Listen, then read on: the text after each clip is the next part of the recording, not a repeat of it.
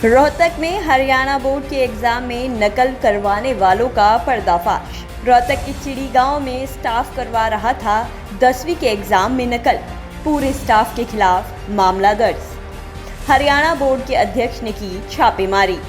Police ने printer, computer, laptop और scanner को लिया कब्जे में।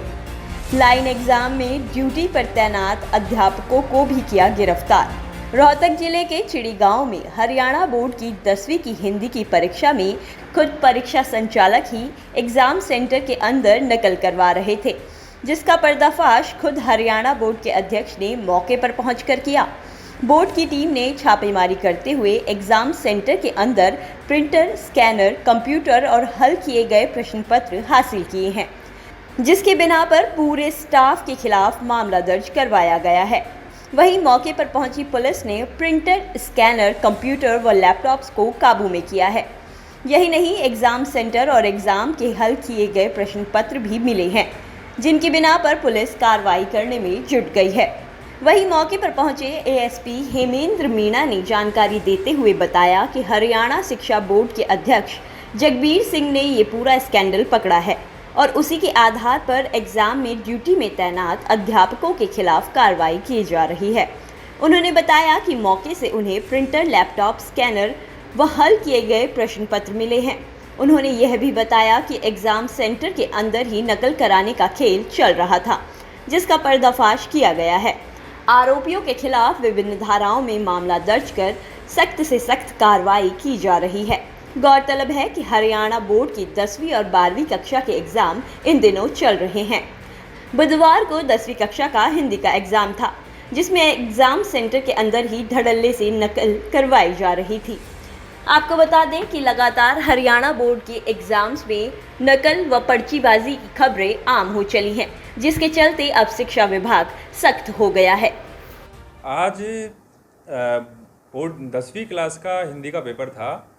बोर्ड के उड़न दस्ते, जिसमें बोर्ड के चेयरमैन जगबीर सिंह जी तथा वाइस चेयरमैन वेद प्रकाश जी के नेतृत्व में जो उड़न दस्ता है government senior secondary girls school चिड़ी में पहुंचा, तो वहां उन्होंने देखा कि उन्होंने घुसते ही वहाँ पर चेकिंग की तो क्लर्क रूम जो था उसमें एक कंप्यूटर सेट था, उसमें 2 प्रिंटर कम स्कैनर थे, साथ में एक लैपटॉप था।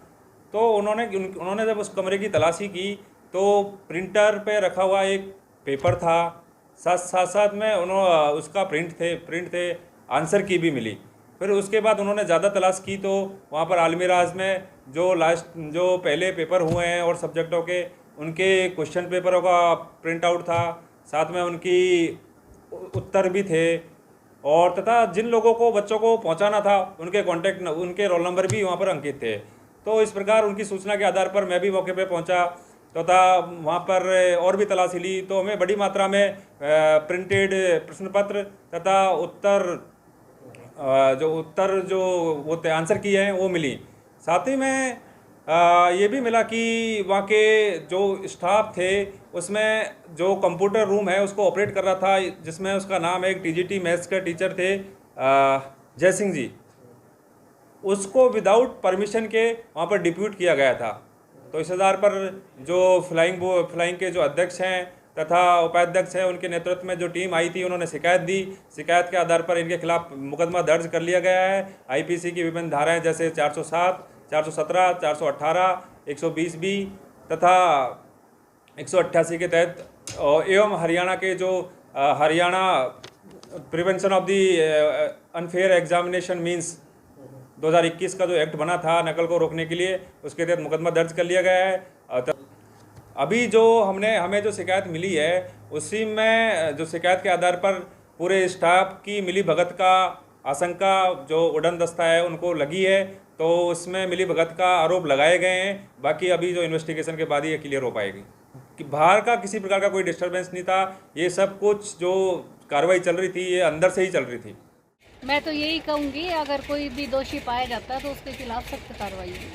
हमने तो जिस दिन सुप्रीटेंडेंट ने बस्ते उठाए थे उसी दिन सारे दिशा निर्देश जारी कर दिए थे कि कोई फोटोस्टैट की मशीन ना चलती हुई हो और कहीं पर भी कोई नकल करता पाया गया तो उसे बख्शा नहीं। शब्द गई थी कि कोई नकल ना करे। ना करवाए। ये देखिए, ये जब इंसिडेंट हुआ है मैं वहाँ मौके पर नहीं थी, मुझे जैसे ही पता लगा मैं आई हूँ तो सभी जा चुके हैं।